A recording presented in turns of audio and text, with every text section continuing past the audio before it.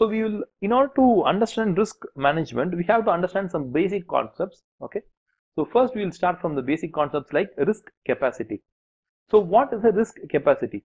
See, each and every company has its own natural strength and nature and strength to withstand the risks. Okay. So that tells about the risk capacity of a company. For example, 100 crore company has a limit level of risk capacity. A company which has a reserve of 1000 crore has another kind of a risk capacity. So the capacity depends upon the reserves, okay, and their products and their relationship with customers. So capacity refers to the maximum level of risk which the company can bear, beyond which it will collapse. Risk attitude refers to the director's view of the level of risk that the company should take. So some directors are of a higher risk taking view, some of them are of a lower risk taking view. So that depends upon company to company and also to individual. But what is very important is the risk appetite. So risk appetite defines the amount and type of the risk that an organization is prepared to pursue, retain or take. So what is the amount and the type of risk they are willing to take? So the minimum of risk capacity and risk tolerance is the risk appetite.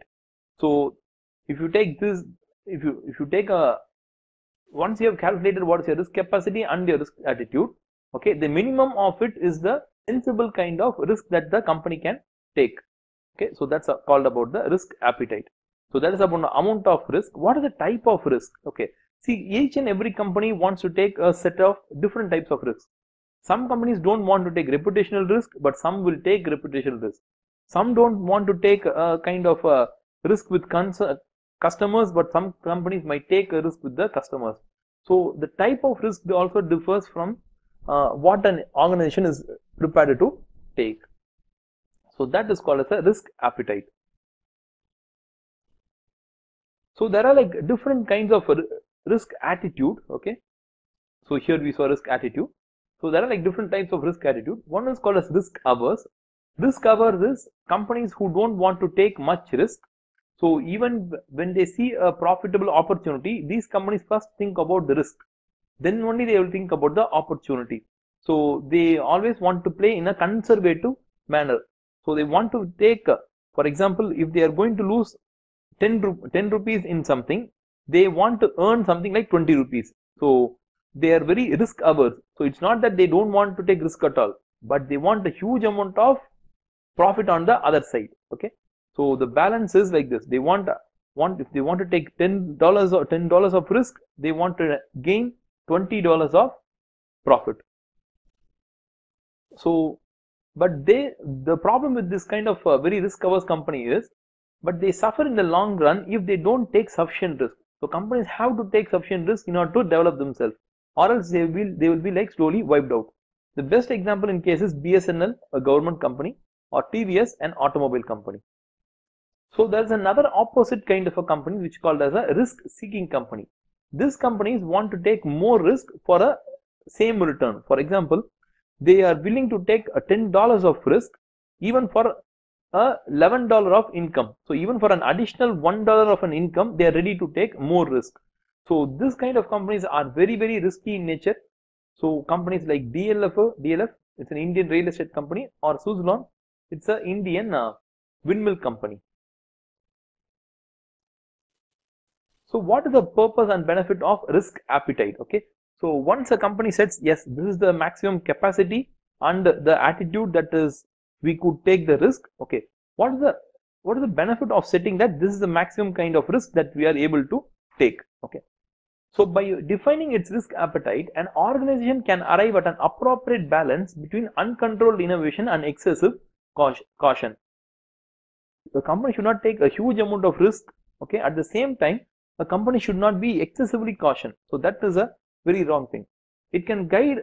So the company should tell like what is the appropriate or optimum level of risk that the company is willing to take.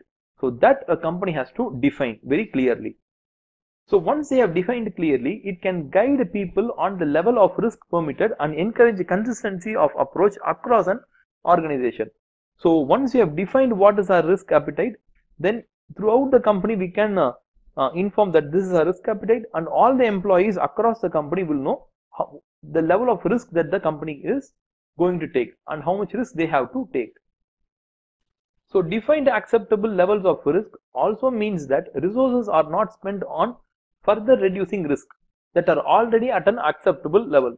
So don't unnecessarily waste money to reduce an already so the company doesn't want to spend money on an already reduced risk.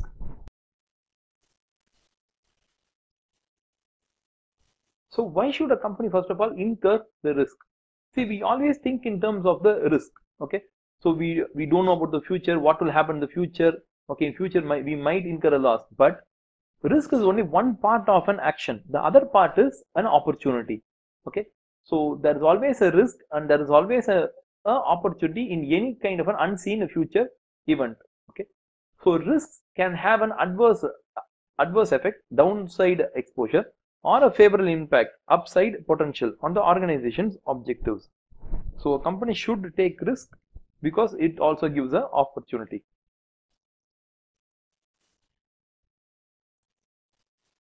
So why should we again take risk? To generate higher returns, a company has to take more risk. Conversely, not accepting risk tend to make a business less dynamic and implies follow the leader. So a company has to innovate constantly. Innovation is actually a risk because some innovations work, some don't. So that is a risk, but we have to do it. It is a necessary evil.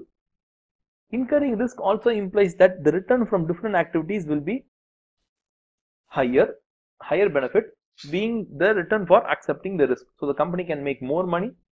So the benefits of taking a risk is either it can be a financial benefit, something like decreased cost, or an intangible benefit, something like better quality of information. In both cases, these will lead to the business being able to gain a competitive advantage. So the logic is this: companies have to take a risk in terms of doing innovation, and innovation might lead to some benefit, some financial benefit or an intangible benefit. So a company has to take risk. So that's what John F. Kennedy has stated in a quote, saying that ships are safe at the harbor, but that's not what ships are meant for. Okay, so ships have to travel. So business has to take risk. You can reach me at my website wowacademics.com, or you can also see my Quora answers. I am active in LinkedIn and in Facebook page, so you can visit at these places. If you just type Shyam Prasad and Wow Academics, you will get all these links in Google search itself. And if you like this video, give a like, share to your friends, and if you feel that any points we have missed in this video, you can post it. We will try to give an answer to you in the comment section itself, or we'll also create another video for you. So thank you for watching our video.